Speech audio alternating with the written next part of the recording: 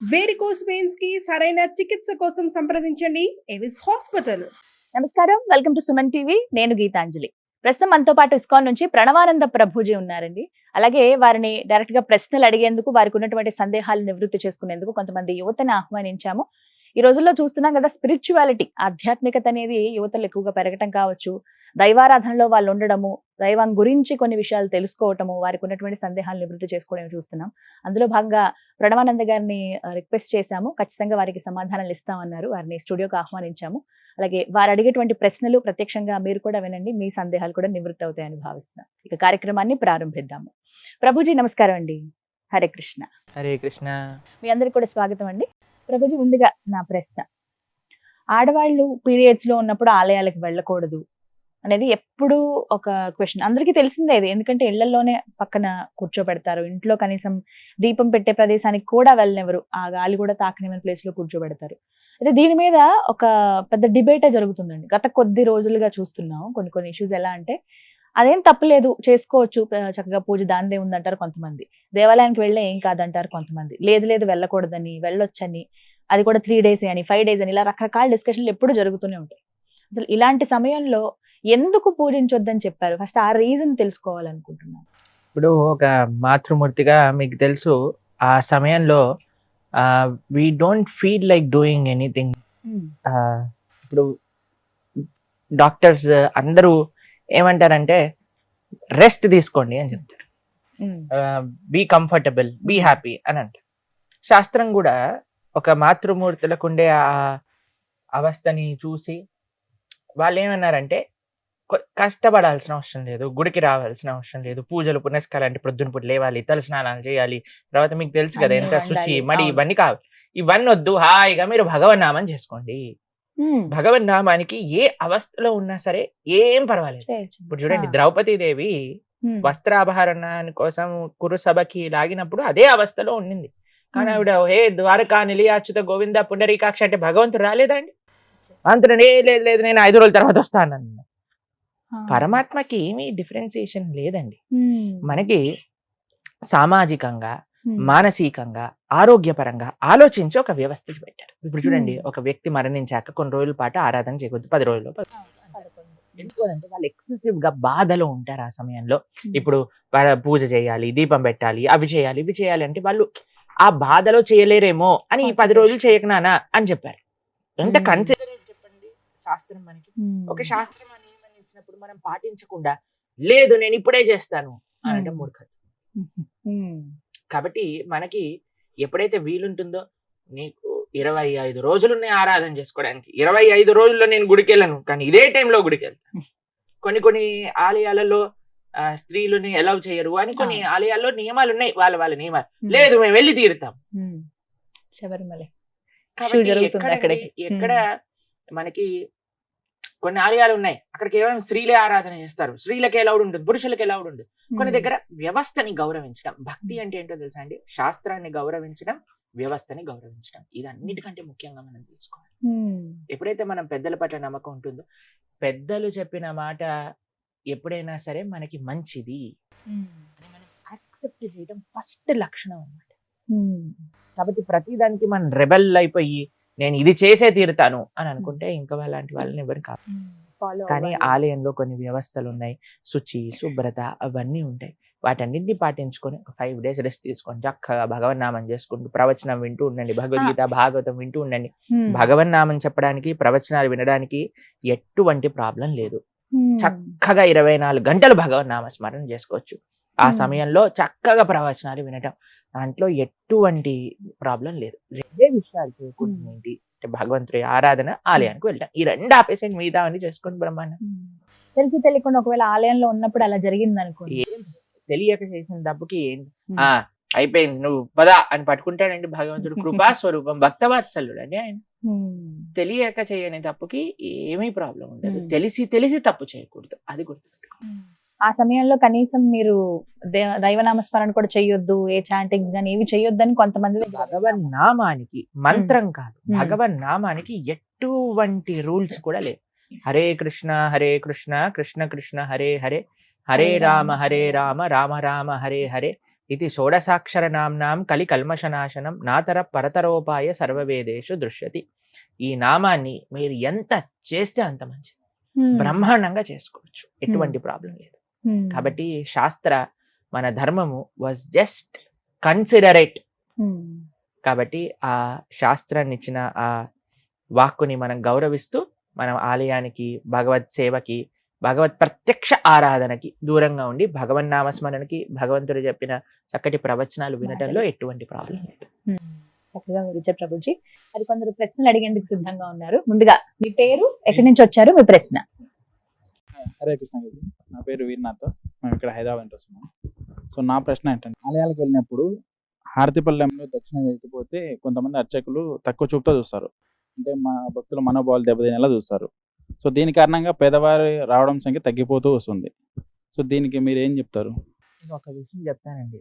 ఆలయంలో అర్చకత్వం చేయటము, భగవంతుని చూసుకోవటం, భగవంతుడికి ప్రొద్దున నుంచి రాత్రి దాకా కైంకర్యములు చేయటం, వచ్చే వందలాది మంది భక్తులకి తీర్థ ప్రసాదాలు ఇవ్వటం, ఆలయంలో ఉండే ఉత్సవాలు చూసుకోవటం ఎంత కఠినమైన విషయం తెలుసా అండి. మనము ఎక్కడికి వెళ్ళినా సరే, ఇప్పుడు ఒక హోటల్కి వెళ్ళారనుకోండి, వాళ్ళు అడక్కకుండా మనం టిప్ పెట్టేసి వస్తాం. హోటల్ వాడు ఎంత డబ్బులు అక్కడ వేస్తే హోటల్లో బేరం ఆడతారా మీరు ఎప్పుడైనా? ఇది 250 రూపాయలు కట్టలేను, 200 కడతానండి అంటారా? లేదండి, మేము టిప్ ఇవ్వకుండా హోటల్ నుంచి వస్తారు చాలా మంది. అదొక ప్రెస్టేజ్ గా, తప్పకుండా నేను ఇంత టిప్ ఇస్తాను, పక్కన వాడు ఇంత ఇస్తే నేను ఇంత ఇస్తాను అని పెట్టేసి వస్తాను. కానీ నాకు అర్థం కాని విషయం ఏంటి అని అంటే, ఎక్కడ డబ్బులు పెట్టడానికి సంకోచించని వాళ్ళు కేవలం ఆలయంలో అర్చకుడికి ఇవ్వడానికి ఎందుకు ప్రాబ్లం? అర్చకుడు ఏదైనా చేసుకోవచ్చండి జీవితంలో. మంచి సాఫ్ట్వేర్ ఉద్యోగం చేయొచ్చు, ఎంతో లెక్చరర్ అవ్వచ్చు, ప్రొఫెసర్ అవ్వచ్చు, ఏదైనా అవ్వచ్చు. అన్నిటినీ వదిలేసి ఒక అర్చకత్వం చేస్తూ, భగవంతుణ్ణి సేవ చేస్తూ, ఒక ఆలయ వ్యవస్థని కాపాడే వ్యక్తికి ఇవ్వటంలో ఏంటండి నష్టం చెప్పండి? అన్ని చోట్ల ఇస్తున్నామే, మనం ఆలయంలో ఎందుకు ఇవ్వద్దు? నిజంగా చెప్పాలి అని అంటే, ఇప్పుడు ఒకళ్ళు చెప్తుంటే మేము విన్నాం, అర్చకులకి ఇప్పుడు పెళ్ళవటం చాలా కష్టం అండి. ఎందుకంటే అందరు అంటున్నట్ట, పౌరోహిత్యం చేస్తే మేము పెళ్లి చేసుకోము, మాకు కూడా సాఫ్ట్వేర్ జాబ్ వాళ్ళు కావాలి అని. కాబట్టి ఎంత అన్యాయం చెప్పండి. ఇప్పుడు అర్చకులందరూ కూడా వేరే వేరే జాబులు చేసేస్తున్నారు అనుకోండి, అప్పుడు ఆలయాన్ని చూసుకునేది ఎవరు? మన సనాతన ధర్మం ముందుకెళ్ళేది ఎలా వెళ్తుంది? ఎంతో మంది మేము దక్షిణ భారతదేశంలో మందిరాలకు వెళ్ళినప్పుడు అమెరికాలో పెద్ద పెద్ద జాబులను వదిలేసి సనాతన ధర్మ పరిరక్షణ కోసం ఆలయ వ్యవస్థ నడవాలి అని వాళ్ళ పూర్వీకుల ఆరాధన చేసే ఆలయంలోకి వచ్చి సేవలు చేస్తున్నారు. శ్రీరంగ క్షేత్రంలో మొన్న మేము వెళ్ళినప్పుడు ఇద్దరు అక్కడ తలిగ స్వాములను కలిసామన్నమాట. వాళ్ళకి పెద్ద లక్షల రూపాయలు ఉండే ఒక జాబ్ వదిలేసుకొని వాళ్ళ ఆలయంలో భగవంతుడికి నైవేద్యాలు తయారు చేస్తున్నారు. ఎందుకు? ఆ సేవ కంటిన్యూ అవ్వాలి, మేము చేయకపోతే నెక్స్ట్ జనరేషన్ ఎలా చేస్తుంది. కాబట్టి ఫస్ట్ మనం అర్చకులను గౌరవించడం నేర్చుకుందాం. భగవంతుడి పట్ల మనం చూపించే ప్రేమ, మనకుండే గౌరవం, ఫస్ట్ ఆయనని ఆరాధన చేసే వ్యక్తి ద్వారా మనం భగవంతుడి దగ్గరికి వెళ్ళటం నేర్చుకోవాలి. కాబట్టి ఎప్పుడు కూడా చూడండి, ఆయన అవుట్ రైట్ గా మీరు చెప్పినట్టు జనాల్ని కోపం చేయకూడదు, అది కూడా మంచి విషయం కాదు. కానీ మనమే ప్రేమతో ఆ అర్చకుడికి ఇచ్చి దండం పెట్టి, అయ్యా నువ్వు నిరంతరం 24 గంటలు భగవంతుడు సేవ చేస్తున్నావు కదా, నీ ఆశీర్వాదం ఉంచు, నువ్వు బాగుండాలి అని ఒక 10 రూపాయలు మీకు తోచినంత డబ్బులు ఇవ్వటంలో ఏంటండి కష్టం చెప్పండి? మనం అన్నిటికీ ఇవ్వడానికి సిద్ధం అవుతున్నామే. దేనికి ఎవరైనా సరే బయటకు వెళ్ళినప్పుడు మనం దేనైనా చెప్తున్నావా? సినిమా టికెట్ వాడికి చెప్తున్నావా? లేదు, వాడు ఎంత ప్రైస్ చెప్తే వాడు. హోటల్ వాడికి చెప్తున్నావా? ఎంత ప్రైస్ చెప్తే వాడు. అన్ని చోట్ల ఉంటుంది. కానీ ఆలయానికి వచ్చేసరికి ఎందుకు అందరూ ఆలోచిస్తారో నాకు అర్థం కాదు. కాబట్టి మేము ఎక్కడికి వెళ్ళినా సరే, మీకు ఒక విషయం చెప్తాను, మేము ఎక్కడికి వెళ్ళినా సరే, ఏ ఆలయంలో దర్శనం చేసుకున్నా సరే, నిజంగా చెప్పాలంటే మాకు జేబులు లేవు, డబ్బులు ఉండవు, అయినా సరే మా పక్కనుండే మాతో పాటు వచ్చే భక్తులు నేను అడిగి మేము ఆ అర్చకుడి యొక్క చేతిలో పెట్టి వాళ్ళ ఆశీర్వచనం స్వీకరిస్తాను తప్పకుండా. కాబట్టి అది మంచి పద్ధతి. ఆలయ వ్యవస్థ నడవాలి, ఆలయ వ్యవస్థలో భగవంతుడి యొక్క సేవ నడవాలి అని అంటే ఇవ్వటంలో ఎటువంటి తప్పైతే నాకు కనిపించదండి. మీరేమంటారు? సంతోషం. Right, okay. మరొక ప్రశ్న. పేరు సూర్య, నేను ఏలూరు జిల్లా నుంచి వచ్చాను. మనం ఎదుటి వారితో స్నేహం చేయాలంటే అతను మంచివాడో చెడ్డవాడని ఎలా తెలుసుకోవాలి? చాలా మంచి ప్రశ్న. Qualities. Friend in need is a friend in deed అని అంటారు. ఇప్పుడు చూడండి, మనకేమనిపిస్తుందంటే ఫ్రెండ్షిప్లో మనం ఏం చేసినా నువ్వే తోపురా, నువ్వే హీరోరా, నువ్వేది కావాలంటే అది చేయరా అని మనల్ని ఇచ్చేసే వాళ్ళే మనకి నిజమైన ఫ్రెండ్ అని అనిపిస్తుందండి. అది నిజమైన ఫ్రెండ్షిప్ కాదు. నిజమైన ఫ్రెండ్షిప్ అంటే మనం తప్పు చేస్తుంటే అవుట్రేట్గా నువ్వు తప్పు చేస్తున్నావు, ఇది చేయకూడదు అని ఎవరైనా చెప్పారనుకోండి, వాడు నిజమైన శ్రేయోభిలాషిగా మనం అర్థం చేసుకోవాలి. ఎవరైనా అన్నారనుకోండి, ఏయ్ నువ్వు సిగరెట్ తాగావా, రేయ్ తాగురా అప్పుడే, నువ్వు మొగాడివైతే సిగరెట్ తాగు అని అన్నారనుకోండి, వాడు నీ ఫ్రెండ్ కాదు.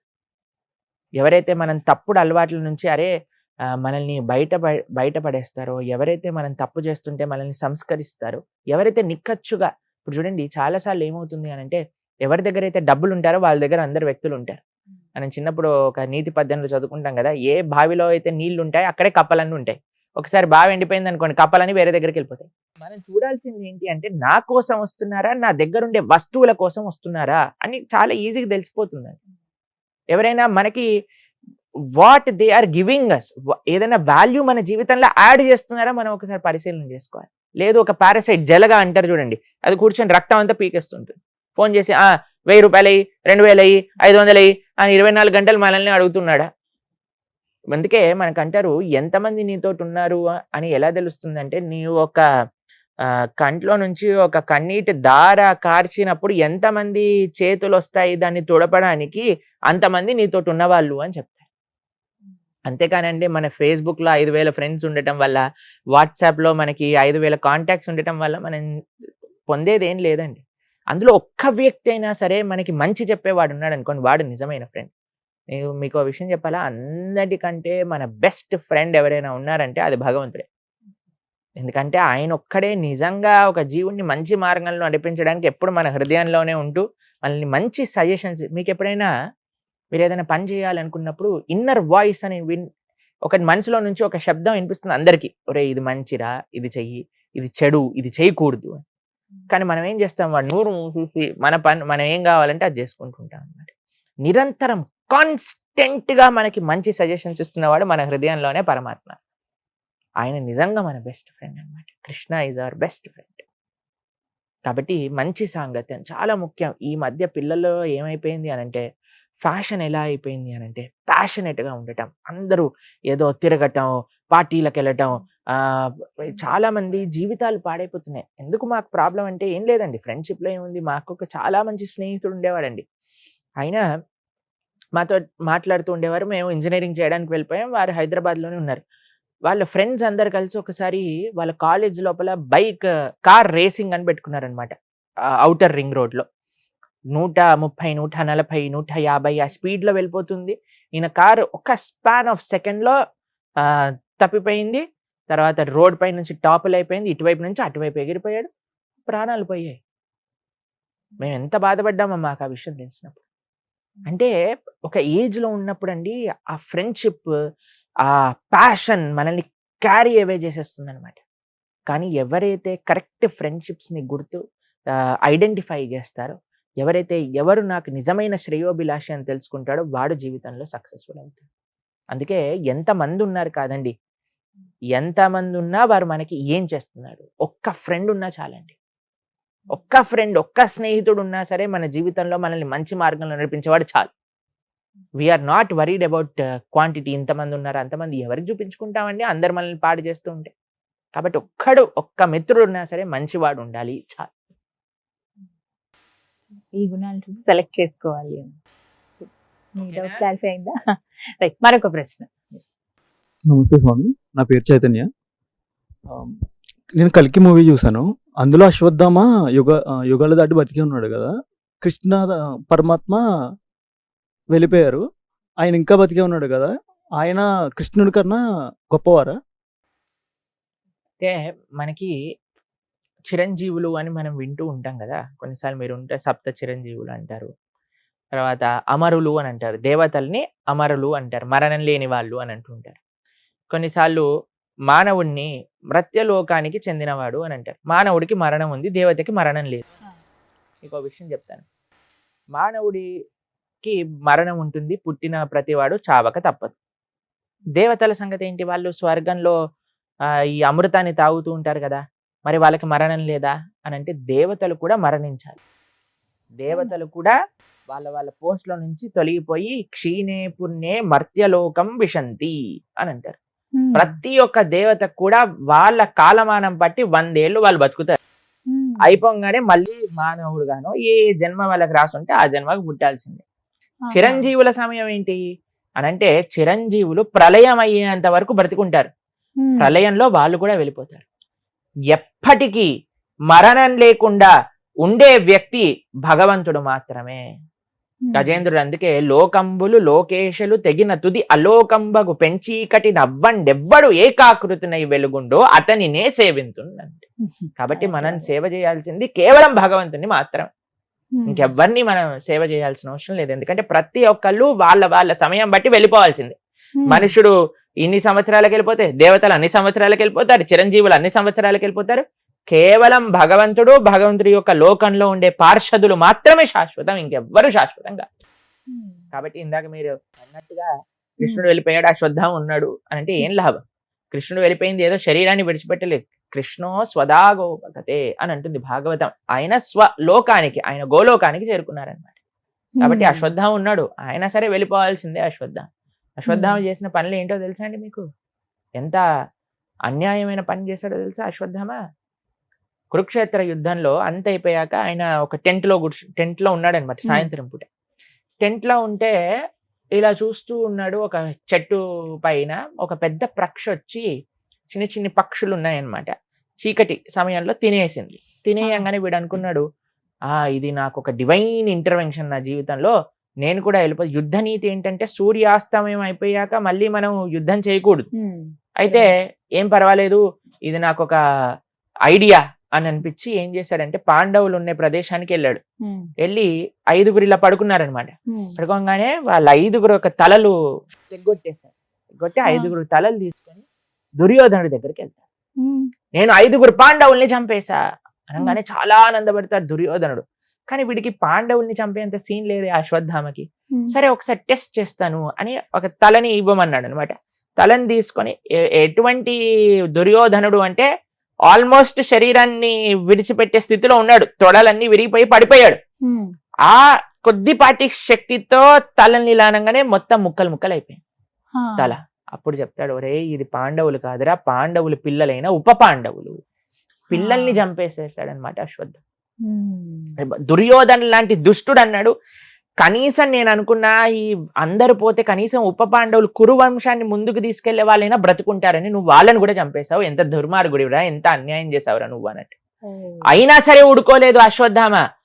పరీక్షిత అభిమన్యు యొక్క భార్య అయిన ఉత్తర గర్భంలో ఉండే పరీక్షితుడు లాస్ట్ ఎయిర్ అన్నమాట వాళ్ళ యొక్క కుటుంబానికి, కురు వంశానికి. వాడిపైన కడుపులో ఉండే పిల్లవాడి పైన బ్రహ్మాస్త్రాన్ని వదులుతాడు. అంత దుర్మార్గు. కాబట్టి కానీ ద్రౌపదీదేవి పరమ భాగవతోత్తమరాలు కాబట్టి క్షమించేసేయి అని చెప్పగా కృష్ణుడు ఆయన పైన ఉండే మణిని తీసేసి, మెల్టింగ్ ఫార్మ్ తెలుసు కదా మీకు, అశ్వత్థామ మెల్ట్ అయిపోతూ ఉంటారనమాట శరీరం. అయినా సరే ఆయనకి ఇంతకు ముందు ఉన్న వరం చేత ఆయన తిరుగుతూ ఉంటారు అలా. కాబట్టి చిరంజీవి అవ్వటం పెద్ద గొప్ప విషయం ఏం కాదండి. మీకు ఒక విషయం చెప్తాను. శాస్త్రంలో ఒక లోమస మహర్షి అని ఒకళ్ళ గురించి చెప్తారు. ఆయన ఎటువంటి కుటీరం ఉండేది కాదట.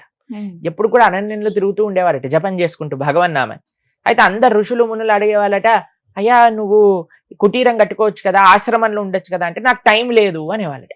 అందరు ఆశ్చర్యపోయేవాళ్ళట, ఈయనకు టైం లేదా, ఈయనకు టైం లేదా. ఏంటో తెలుసా అండి ఆయనకు ఉండే వరం, ఒక్క బ్రహ్మగారి సమయం. బ్రహ్మగారు కొన్ని కోట్ల సంవత్సరాలు బ్రతుకుతారు. ఆయన 100 ఏళ్ళు అవ్వాలి అంటే కొన్ని కోట్ల సంవత్సరాలు పడుతుంది. అటువంటి బ్రహ్మగారు ఒక్కళ్ళు పోతే ఆయన శరీరంలో ఉండే ఒక వెంట్రుక పడిపోతుంది. లోమస మహర్షికి ఉన్న వరం ఏంటి అంటే శరీరం పైన ఉండే అన్ని వెంట్రుకలు పోతే కానీ ఆయన పోడనమాట. అలాంటి వ్యక్తి అంటున్నారంటే నాకు సమయం లేదు అని అంటే మనం మాత్రం తర్వాత చేస్తాం, ఎల్లుండి చేద్దాం, అవతల ఎల్లుండి చేద్దాం అంటే. చూడండి ఎంత విచిత్రమో, చూడండి మనుషులకి ఎంత విచిత్రం. అటువంటి వ్యక్తి భగవంతుడికి పూర్తి శరణాగతుడై ఎప్పుడు నిరంతరం భగవన్నామ స్మరణ చేస్తుంటాడు. కాబట్టి చిరంజీవి కేవలం చిరంజీవి అవ్వటం వల్ల గొప్ప విషయం కాదు, భగవంతుని ఆశ్రయించడంలో, భగవంతుడి యొక్క సేవ చేసుకోవటంలో నిజమైన అస్తిత్వం ఉన్నది. సరే, మరొక ప్రశ్న. నా పేరు వెంకటేశ్వర, నేను భీమవరం నుంచి వచ్చాను. ఇప్పుడు ఎవరైనా చనిపోతే ఇక్కడ భగవద్గీత పెడతారు కదా, అది ఎందుకు? చనిపోయిన వాడికి భగవద్గీత కాదు, వీడు ఎలానో పోయాడో మీరైనా బాగుపడండి రా అని భగవద్గీత వినిపిస్తున్నారండి. యాక్చువల్గా శాస్త్రంలో ఏం చెప్పారంటే, చనిపోయిన వ్యక్తి దగ్గర గరుడ పురాణము, దాని తర్వాత అంటే చనిపోయిన సమయంలో ఆ 10 రోజులు 11 రోజులు 13 రోజులు ఒక్కొక్క ఉంటుంది. వ్యవస్థ బట్టి అయితే వాళ్ళకి ఏం చెప్తారు అని అంటే, ఆ సమయంలో భగవద్గీతను వినిపించాలి, గరుడ పురాణాన్ని వినిపించాలి, భాగవతాన్ని వినిపించాలి అని చెప్తూ ఉంటారు. ఎందుకు అని అంటే, చనిపోయిన వాడు ఎలానో పోయాడండి, కానీ అక్కడికి వచ్చినప్పుడు ఆ వ్యక్తులందరూ కూడా ఈయన ఎలాగనో పోయాడు, జీవితాన్ని మార్చుకోలేదు, కనీసం మీరైనా బాగుపడండి, మీకైనా ఒక మంచి మార్గాన్ని చూపించడానికి అప్పుడు చెప్తారండి. ఇప్పుడు ఏం చేసేసారంటే, ఆ చనిపోయిన వ్యక్తిని తీసుకెళ్లే బండ్లో భగవద్గీత ఆన్ చేసేస్తారు, అంతే, ఇంకెవ్వరు వినరు. వాళ్ళు ఏదో వీళ్ళ లోకంలో వీళ్ళు ఉంటారు, ఆ భగవద్గీత అలా అలా వెళ్ళిపోతూ ఉంటుంది శ్లోకాలు. భగవద్గీత శ్లోకాలు చెప్పడం ముఖ్యం కాదు, భగవద్గీత ప్రవచింపచేయాలి. ఎందుకు భగవద్గీత అని అంటే, మీరు చూడండి, ఒక మషిన్ కొన్నా, ఒక ఫోన్ కొన్నా, ఒక వాచ్ కొన్నా, ఒక ల్యాప్టాప్ కొన్నా, ఏది, ఒక గ్రైండర్ కొన్నా, ఓవెన్ కొన్నా, ఏది కొన్నా సరే దాంతోపాటు ఒక మాన్యువల్ వస్తుంది. మాన్యువల్ చూసామనుకోండి, ఆ మషిన్ ఆపరేట్ చేయడం చాలా ఈజీ అనమాట. మొన్నే మేము ఒక డివైస్ తో చాలా స్ట్రగుల్ అయ్యాము, ఏం చేయాలి, ఎలా పెట్టాలి, ఏం అర్థం కావట్లేదు. ఎప్పుడైతే మాన్యువల్ చూసామో చాలా ఈజీగా తెలిసిపోయింది ఎలా చేయాలి అని. అలానే మన మానవ శరీరం కూడా ఒక యంత్రం లాంటిదే. ఆ యంత్రం ఎలా యూజ్ చేయాలో చెప్పింది భగవద్గీతలో. మానవ శరీరానికి ఒక మాన్యువలే భగవద్గీత.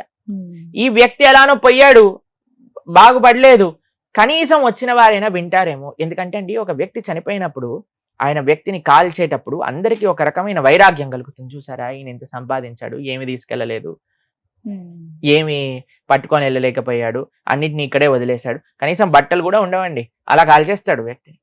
కాబట్టి ఏది మనతోటి రాదు. తల్లి గర్భం నుండి ధనము తేడెవ్వడు, వెళ్ళిపోయేడి నాడి వెంటరాడు. కాబట్టి ఆ సమయంలో అందరూ కూడా ఏంటి ప్రపంచం, ఏంటిది అనే ఒక ఆలోచనలో ఉన్నప్పుడు భగవద్గీత, భాగవతం, గరుడ పురాణం ఎప్పుడైతే వాళ్ళు వింటారో, దాంట్ లోపల ఉండేవి తెలుసుకుంటారో, లేదు నేను ఈ వ్యక్తిలా ఉండకూడదు, నేను మారాలి, నేను మంచి కార్యాచరణ చేయాలి, ఇప్పుడు నేను చేస్తున్న తప్పులు తెలుసుకొని మంచి మార్గంలో ముందుకెళ్ళాలి అనే ఒక ప్రేరణ కలగడానికి అన్నమాట భగవద్గీత, భాగవతం చెప్పేది. కాబట్టి కేవలం ప్లే చేయకూడదండి, ఒక మంచి భక్తుణ్ణి, శాస్త్ర పరిజ్ఞానం కలిగిన పండితుణ్ణి తెచ్చి భగవద్గీత, భాగవతమో, గరుడ పురాణమో ప్రవచింపజేస్తే అందరు వచ్చి కూర్చొని విని వారు జీవితాన్ని మార్చుకుంటే మంచిది. అందుకోసం భగవద్గీత చెప్పించండి అని చెప్తారు. కానీ అది కాస్త మారిపోయి ఎవరైతే చనిపోతారో అక్కడ మాత్రమే నెంబర్ 1 కదండి అన్ని సాంప్రదాయాల్ని పాడు చేసేయటంలో. కాబట్టి మనిషి తెలుసుకొని ఎప్పుడైతే మారుతారో అప్పుడే మన ధర్మం అనేది ముందుకెళ్తుంది. ఓకే, మరొక ప్రశ్న. హరే కృష్ణ గురుజీ, నా పేరు గణేష్, సత్యసాయి జిల్లా నుంచి వచ్చాను నేను. నా ప్రశ్న ఏంటంటే, మానవులు చనిపోయాక కొంతమంది స్వర్గానికి వెళ్తారు, కొంతమంది నరకానికి వెళ్తారు కదా. ఒకవేళ నేను స్వర్గానికి వెళ్ళాలంటే ఏం చేయాలి? ఒక విషయం చెప్తాను, స్వర్గం ఎలా ఉంటుంది, నరకం ఎలా ఉంటుందో మీకు అర్థం చేస్తాను, తర్వాత మీరు ఎక్కడికి వెళ్ళాలో చెప్పండి. నరకంలో మనం చేసే తప్పులకి శిక్ష అనుభవించాలి.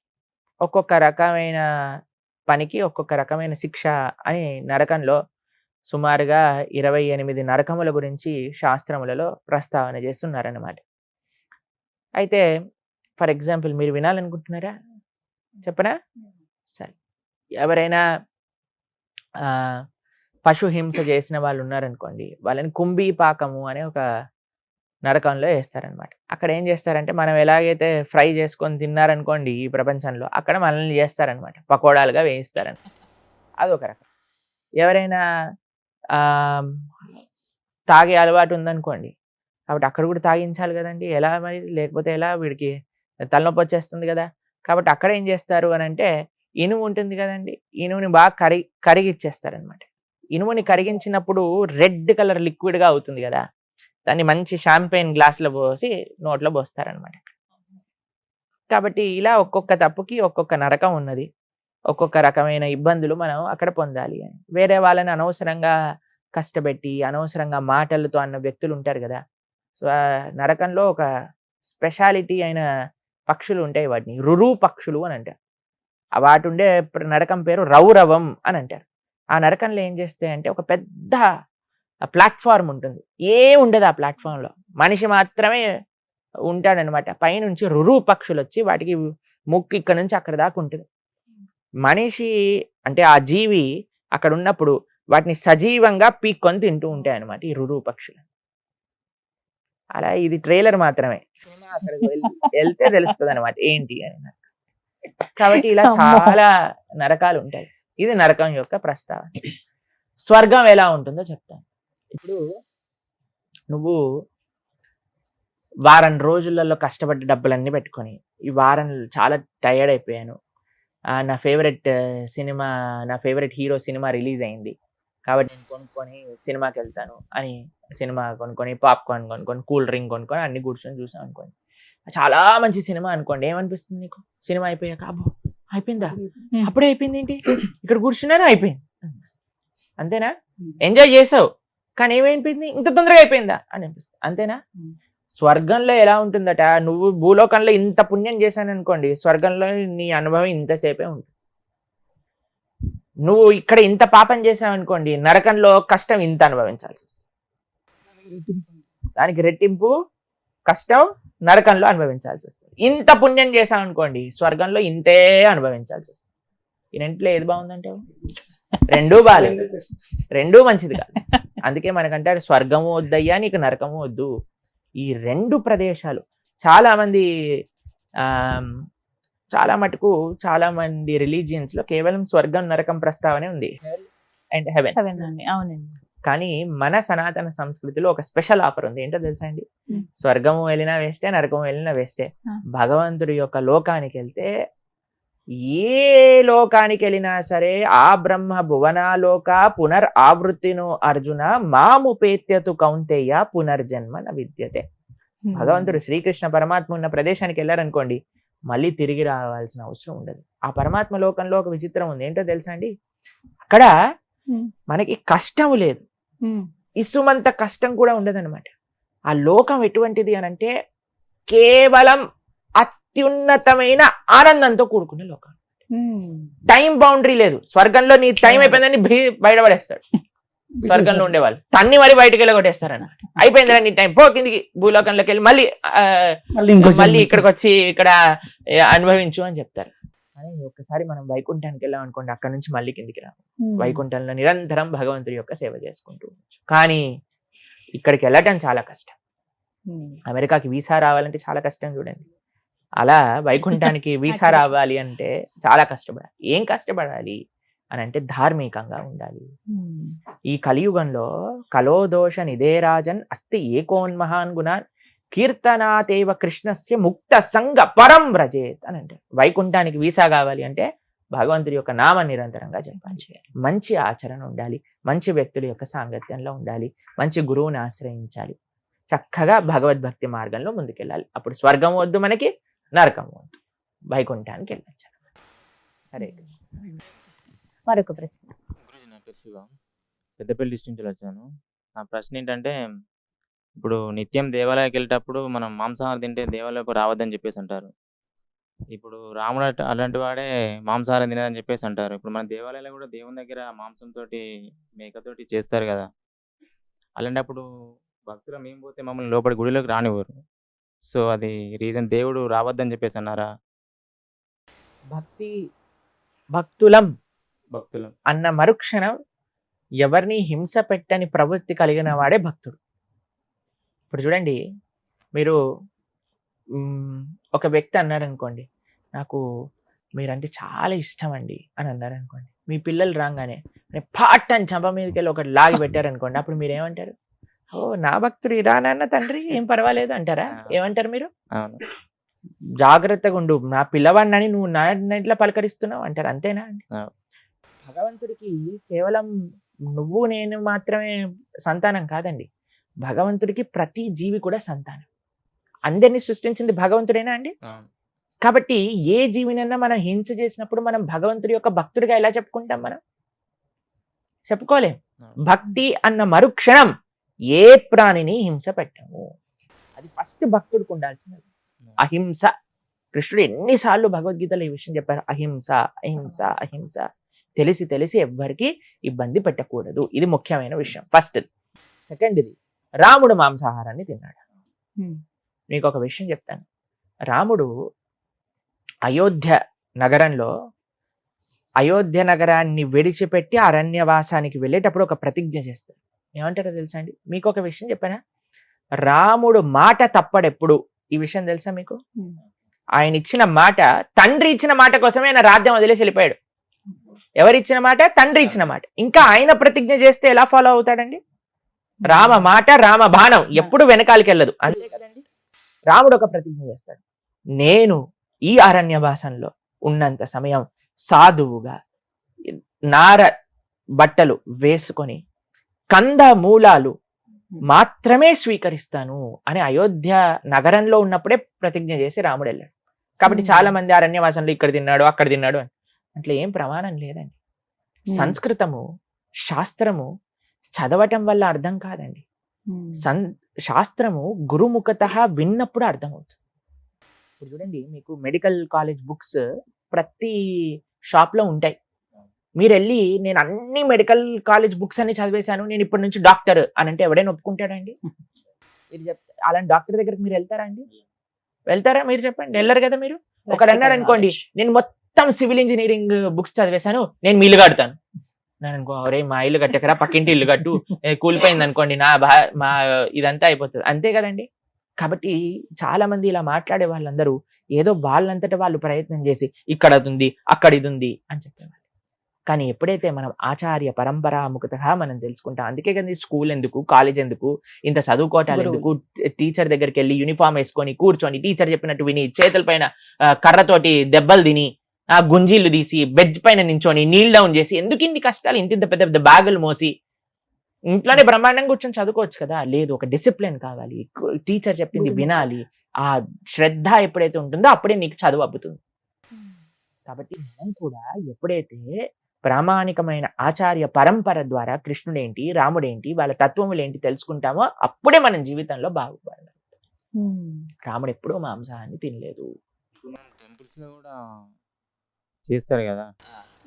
ఈ ప్రశ్నకు ఆన్సర్ చెప్తాను. బలివ్వటము అని కొన్ని ప్రదేశాల్లో ఆచారంగా ఉంటుంది. ఇక అదే అడుగుతున్నాను మీకు. ఒక అమ్మవారి గుళ్ళో మీరు బలించారనుకోండి, అమ్మ అన్న మరుక్షణమే అమ్మ అంటే ప్రేమ స్వరూపం, అంతే కదండి. అమ్మ అంటే తల్లి అంటే ప్రేమ కదండి. ఒక తల్లి ముందెళ్ళి నువ్వు ఒక ప్రాణిని బలిస్తున్నావు అంటే ఆ అమ్మ యొక్క హృదయం బాధపడుతుందా ఆనందపడుతుందా? బాధపడుతుంది, అంతే కదండి. అసలు పశు బలి అని అంటారు. ఏంటి బలి ఇవ్వాలి అని కానీ మీరు ఆలోచిస్తే పశువుని కాదండి, మనిషిలో కూడా పశువుగా ఉండే కొన్ని ప్రవృత్తులు ఉంటాయి. అందుకే మనం అంటాం కదండి, ఎప్పుడైనా ఎవరైనా పిచ్చి పిచ్చిగా బిహేవ్ చేశారనుకోండి, మనిషివా పశువువా అంటే. అవునా? తిట్టారా మీరు ఎవరైనా అలా? తిట్టారా మీరు? కాబట్టి మనిషివా పశువువా అన్న పశుత్వం ఉంది చూడండి, దాన్ని భగవంతుడికి బలి ఇవ్వాలి. ఆ ఏవైతే చెడు గుణాలు ఉన్నాయో వాటిని అమ్మవారికి ఇవ్వాలి, కానీ పశువుని తెచ్చి బలి ఇవ్వకూడదు. కాబట్టి అది చాలా తప్పు, ఎవ్వరూ దాన్ని స్వీకరించారు. కాబట్టి సాత్వికమైన ఆరాధన, సాత్వికమైన భగవద్ ఆరాధనే శ్రేష్టము. ఇది చాలా ముఖ్యం. హరే కృష్ణ. ఇంకొక క్వశ్చన్ అడుగుతారా ఎవరు? ఇప్పుడు మనం నిత్యం ఇంట్లో తాబేలు విగ్రహాన్ని పెడుతున్నారు దేవుని దగ్గర. కొంతమంది పెడుతున్నామో మంచి జరగదంటారు, కొంతమంది పెడుతున్నాం మంచిగా జరుగుతుంది అని చెప్పేసి అంటారు. ఇప్పుడు తాబేలు విగ్రహం దేవుని దగ్గర పెట్టుకోవచ్చా పెట్టుకోకూడదా?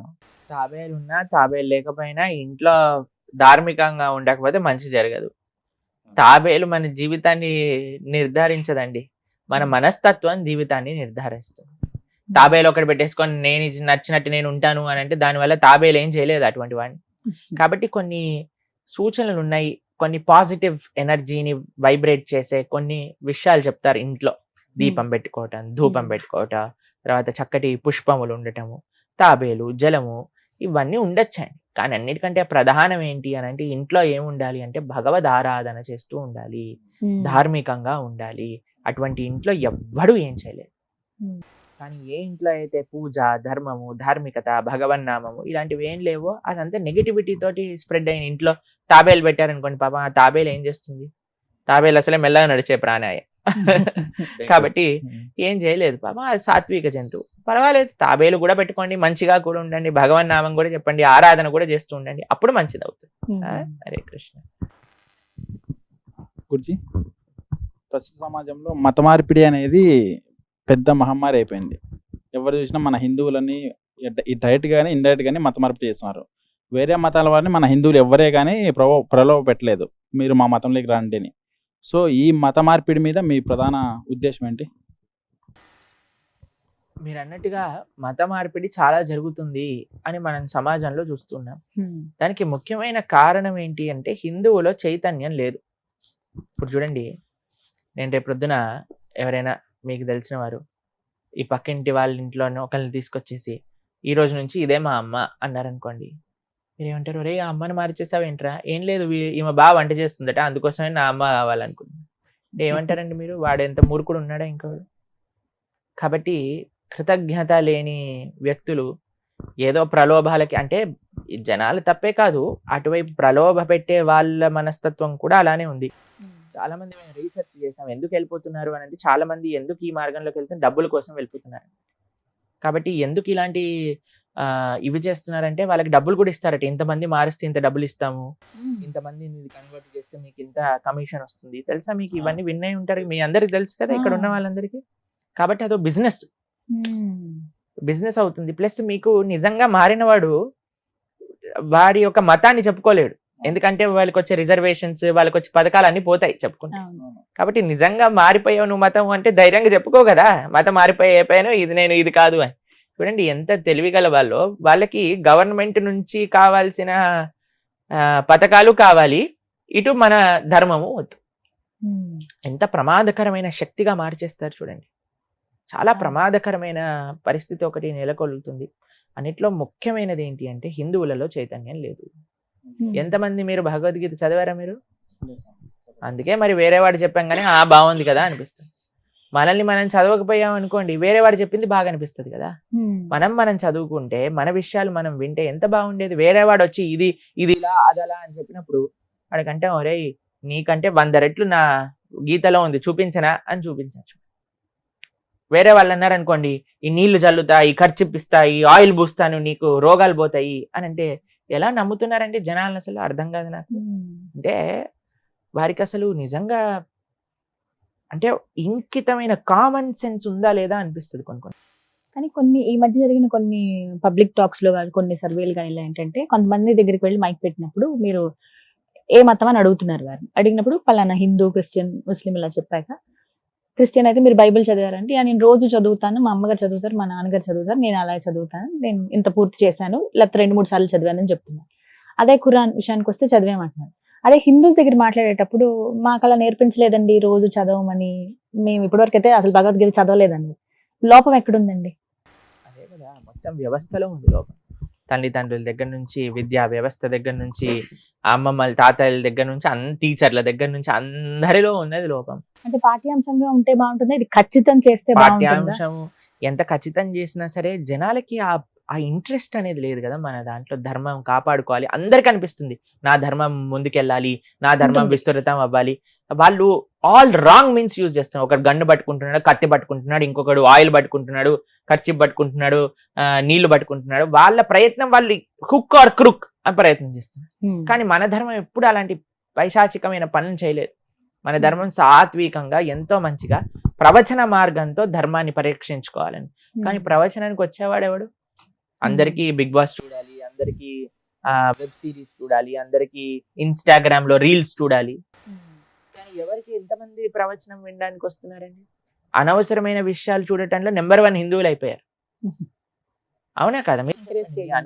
చెప్పండి. పిల్లలందరినీ చిన్న పిల్లల్ని కూర్చోబెట్టి చూపించేస్తున్నారు సీరియల్ అన్ని. చిన్న పిల్లలకి సినిమాలు చూపించేస్తున్నారు. సినిమాలలో, సీరియళ్లలో ఇప్పుడు ఎలాంటి ఎన్ని నెగిటివ్ విషయాలు చూపిస్తున్నారంటే అవన్నీ పిల్లలకి అవసరమా? ప్రవచనాన్ని చెప్పేసి పిల్లలకి అర్థం కాదేమో అండి, ఇవి అర్థం అవుతాయి కానీ అది అర్థం కాదా? ఎంత విచిత్రం చూడండి. కాబట్టి మన ధర్మాన్ని మనమే రక్షించుకోవాలి. కాబట్టి మీరందరూ ఇక్కడ ఉన్న వాళ్ళందరూ గీత చదవండి, అప్పుడు మన ధర్మాన్ని మీరు చదవండి, పక్కన వాడికి చెప్పండి. నాకు డౌట్, ఇప్పుడు హిందువులకి రామాయణం ముఖ్యమా లేకుంటే భగవద్గీత ముఖ్యమా? రామాయణము, భగవద్గీత, భాగవతం ఈ 3 ముఖ్యమే. మరి క్రిస్టియన్స్ కి బైబిల్, ముస్లిమ్స్ కి ఖురాన్. అలా అనుకుంటే హిందువులకి ప్రాథమికమైన ఫౌండేషనల్ పుస్తకం ఏ సాంప్రదాయానికి చెందిన వాళ్ళైనా సరే, హిందువులకు ఒక పుస్తకం చెప్పండి ప్రభుజీ, ఇది తప్పకుండా అందరూ అధ్యయనం చేయవలసిన పుస్తకం ఏదన్నా ఉంటే అది గీత, భగవద్గీత. శంకరాచార్యుల నుంచి మొదలు పెట్టుకుంటే అందరు ఆచార్యులు చెప్పిన విషయం ఒకటే, భగవద్గీత హిందువులకి ప్రాథమిక అన్నిటికంటే ముఖ్యమైన గ్రంథము. కాబట్టి మీరు ఒక పుస్తకం చెప్పండి హిందూ ధర్మంలో అంటే భగవద్గీత. భగవద్గీతను చదవండి, భగవద్గీతను వినండి, భగవద్గీతను అర్థం చేసుకోండి. సనాతన ధర్మం అంటే ఏంటో అర్థం.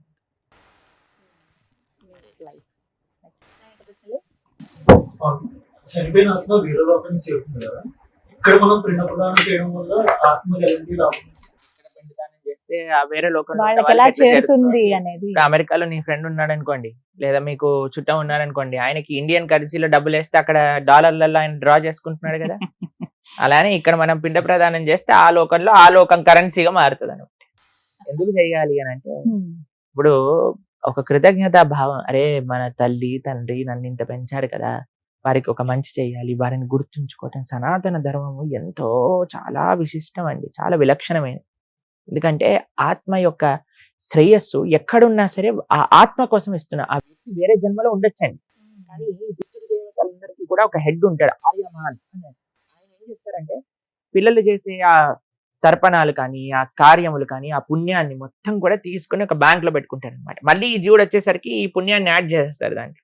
యాడ్ చేసి అప్పుడు వాడు క్యాలిక్యులేట్ చేస్తారు, ఎన్ని రోజులు నరకంలో ఉండాలి, ఎన్ని రోజులు స్వర్గంలో ఉండాలి, ఎన్ని రోజులు ఇక్కడ బాధలు అనుభవించాలి. కానీ మనం ఎప్పుడు కూడా మన తల్లిదండ్రుల్ని తలుచుకుంటూ మంచి భగవద్భక్తిపరమైన కార్యములు చేస్తూ మంచి ధార్మికమైన కార్యక్రమాలు. చాలా మంది ఏం చేస్తారంటే చనిపోయిన వాళ్ళకి పూజ చేస్తూ ఉంటారు. చేయకూడదు. చనిపోయిన వాళ్ళకి పూజ చేయాల్సిన అవసరం లేదు. చనిపోయిన వారి తరపున మనం భగవంతుడికి, అయ్యా నేను మా అమ్మగారి తరపున నాన్నగారి తరపున నీకు ఈ ఆరాధన చేస్తున్నా, దీంట్లో ఉండే నువ్వు వాళ్ళ యొక్క ఆత్మలకి శాంతిని చేకూర్చుగాక, వారిని మంచి సద్గతులు పొందేటట్టుగా దీవించుగాక, వారి తరపున యాజ్ అ రిప్రజెంటేటివ్ మనం చేయాల్సిన అవసరం ఉన్నదన్నమాట. కాబట్టి ఇది చాలా ముఖ్యం. కాబట్టి మనం ఏదైతే మన పితృదేవతల కోసం, ముఖ్యంగా తల్లిదండ్రుల కోసం కానీ పూర్వీకుల కోసం కానీ ఎప్పుడు ధార్మికంగా ఉండాలి, మంచి పనులు చేస్తూ ఉండాలి. మనం ఏ మంచి పని చేసినా, ఏ దైవ కార్యం చేసినా సరే వాళ్ళని తలుచుకుంటూ చేయాలన్నమాట. అది way of showing our gratitude to them. ఇది మర్చిపోకూడదు. చాలా మంది ఇప్పుడు ఏమంటున్నారు తెలుసా అండి, తల్లిదండ్రులు మేము అంతిమ సంస్కారాలు కూడా చేయము, ఆర్గన్ డొనేషన్ చేసేస్తాము పడేస్తాము అని. ఎందుకంటే వాళ్ళకి ఆ నమ్మకాలు లేదు. చాలా మంది తల్లిదండ్రులు వాపోతూ ఉంటారన్నమాట. కానీ సనాతన ధర్మంలో చాలా ముఖ్యం తల్లిదండ్రుల్ని గుర్తించుకుంటూ వాళ్ళ కోసం మనం ధార్మికంగా ఉండటము అని. గురుజీ, శ్రీరాముల వారికి ప్రియభక్తుడైన హనుమంతు గారు ఇంకా అక్కడ బతికే ఉన్నారు, హిమాలయం ఉన్నారు, ఇంకా భూమి మీద ఉన్నారు, మనం తలుచుకున్న వెంటనే వస్తారు అనేది ఒకటి ఉంది. సో హనుమంతుల వారు నిజంగానే బతికే ఉన్నారా? రఘునాథ కీర్తనం తత్ర తత్ర కృతమస్తకాంజలిం బాష్పవారి పరిపూర్ణలోచనం మారుతీం నమః రాక్షసాంతకం. ఇక్కడ మనం రామ రామ రామ అన్నా సరే మన పక్కనే వచ్చి హనుమ కూర్చుంటాడు. హనుమ చెప్పింది ఎక్కడ ఎక్కడ ఎత్ర ఎత్ర రఘునాథ కీర్తనం తత్ర తత్ర. అది కూడా మామూలుగా కూర్చోడట. కృతమస్తకాంజలిం, చేతులు జోడించి బాష్పవారి పరిపూర్ణలోచనం, నేత్రం నుంచి రాముడి పట్ల ఉండే ప్రేమను అసురు ధారలుగా కారుతూ కారుతూ, అయ్యో వీళ్ళు రాముడి గురించి మాట్లాడుకుంటున్నాడు, రామనామని చెప్తున్నారు, రామాయణం పఠిస్తున్నారు అనే ప్రేమతో ఉంటాడట హనుమ. కాబట్టి హనుమ ఎప్పటికీ రామనామం ఎంతవరకైతే భూమిపైన ఉంటుందో అంతవరకు హనుమ ఉంటాడు.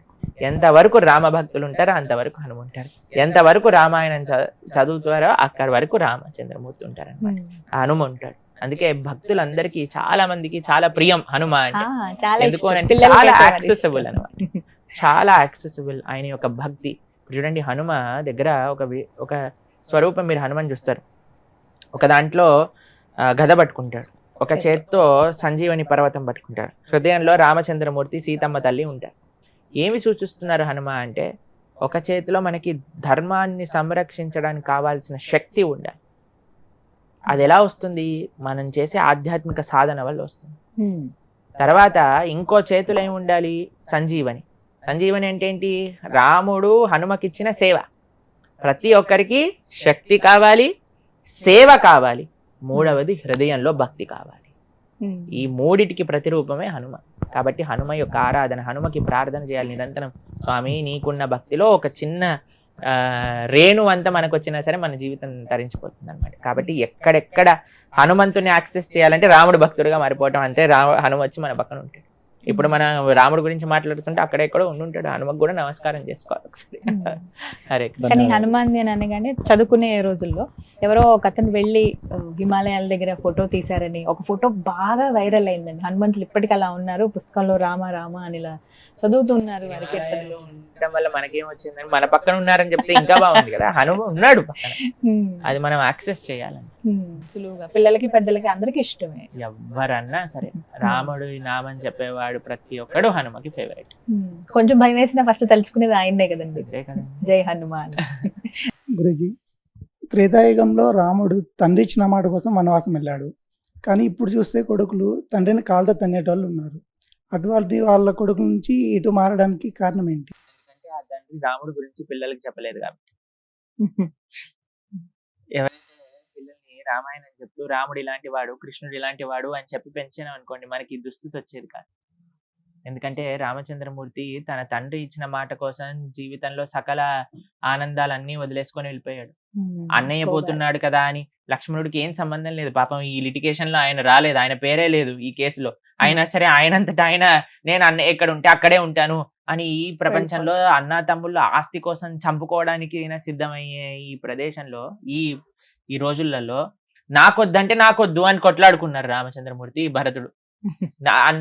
ఒకళ్ళు వచ్చి భరతుడికి ఇవ్వాలి అంటే నాకొద్దు మా అన్నయ్యది, నేను ఎప్పుడు కూడా మా అన్నయ్య దాసుడినే, మా అన్నయ్యకి ఇవ్వాలి. లేదు లేదు భరత నువ్వు తీసుకో, లేదు లేదు అన్నయ్య నువ్వు తీసుకో. పాపం లక్ష్మణస్వామి వెళ్ళి అమ్మని అడిగాడు. రాముడు అనుకున్నాడు అమ్మకి వెళ్ళి చెప్పు మీ అమ్మ పర్మిషన్ తీసుకొని రా అని. అమ్మ దగ్గరికి వెళ్తే అమ్మ అన్నది, అయ్యా అమ్మ నేను వెళ్ళాలా రాముడితో? అడగటం ఏంటి అసలు, నువ్వు అడగటం తప్పు చేసావు. రాముడితో వెళ్ళాలి అని అడగకూడదు, వెళ్ళిపోవాలి. సరే నువ్వు అడిగావు కదా, నీకు ఇంకో విషయం చెప్తా. అయోధ్య మటవీం విద్ది రామం దశరథం విద్ది మాం విద్ది జనకాత్మజాం అయోధ్యాం అటవీం విద్ది అని చెప్పింది వాళ్ళమ్మ. ఏమని చెప్పిందో తెలుసా అండి సుమిత్రమ్మ? అయ్యా దశరథ మహారాజుని రాముల్లో చూసుకో, నన్ను సీతమ్మ తల్లిలో చూసుకో, అయోధ్యని అడవిలో చూసుకో, వెంటనే బయలుదేరి రాముడితో అని చెప్పి. ఎంత గొప్ప తల్లి చూడండి. అలా పెంచారు కాబట్టి పిల్లలు అలా అయ్యారు. ఈ రోజులలో మనం అనవసరమైన సినిమాలు సీరియళ్ళు ఇవి పెంచుతున్నాం కాబట్టి అందులో ఏం చూపిస్తారండి?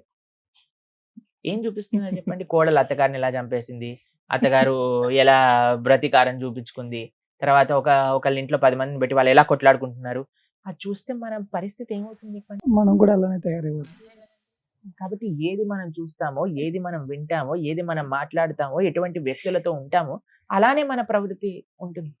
కాబట్టి పిల్లలకి తల్లిదండ్రులకి నేను చేసే సిన్సియర్ చేతులు జోడించి చేసే రిక్వెస్ట్ ఏంటంటే పిల్లలకి రామాయణ భాగవతాదులు చెప్తూ పెంచండి. మీ పిల్లవాడు పెద్దగయ్యాక మీరు ఈ సేవ కానీ చేస్తే అన్నిటికంటే లబ్ధిపోయే వ్యక్తులు ఎవరైనా ఉంటే అది ఫస్ట్ తల్లిదండ్రులే. తల్లిదండ్రులు లబ్ధి పొందడమే కాకుండా ఈ దేశం లబ్ధి పొందుతుంది, ఈ ధర్మం లబ్ధి పొందుతుంది, ఈ సమాజం లబ్ధి. కానీ ఇటువంటి అనవసరమైన ఎక్స్పోజర్స్ పిల్లలకి చేయటం వల్ల వాడు పాడవటం చేత కుటుంబం పాడైపోతుంది, కుటుంబం పాడైపోతే సమాజం పాడైపోతుంది, సమాజం పాడైపోతే దేశం పాడైపోతుంది. కాబట్టి ఎందుకు ఇలా మారుతున్నారు అంటే రాముణ్ణి పక్కన పెట్టాం కాబట్టి ఇలా మారుతుంది. రాముణ్ణి మళ్ళీ ఈ సొసైటీలో ఇంట్రడ్యూస్ చేయండి, ఇటువంటివి ఏవి జరగవు. మీకు ఒక విషయం చెప్తాను, రామాయణం సీరియల్ ప్లే చేసేటప్పుడు క్రైమ్ రేట్ 70% తక్కువ ఉండేదట. ఎందుకంటే అప్పుడు ఇంకే ఛానల్ ఉండేవి కాదు, రామాయణం పెట్టేవారు. ఒక ఊర్లలో రామాయణం పెట్టేసుకుంటే ఊరంతా వచ్చి రామాయణం చూసేది. దొంగలు కూడా చూసేవారేమో, ఏం క్రైమ్ ఉండేది కాదు, అందరూ బ్రహ్మాండంగా రామ రామ రామ అనుకుంటూ ఉండేవారు. కాబట్టి ఏదైనా ఈ ప్రపంచంలో మనం వింటూ ఉంటాం రామరాజ్యం రావాలి, రామరాజ్యం రావాలి అంటే ఏంటి? రామరాజ్యం రావటం ఏంటి అంటే రాముడి యొక్క విలువలు అందరి లోపల ఉండాలి. రామాయణము రాముడి నడిచిన నడక, దాన్ని మనం ఇన్స్పిరేషన్ గా చూసుకొని రాముడు వెనకాల నడవాలి. అంతేనా?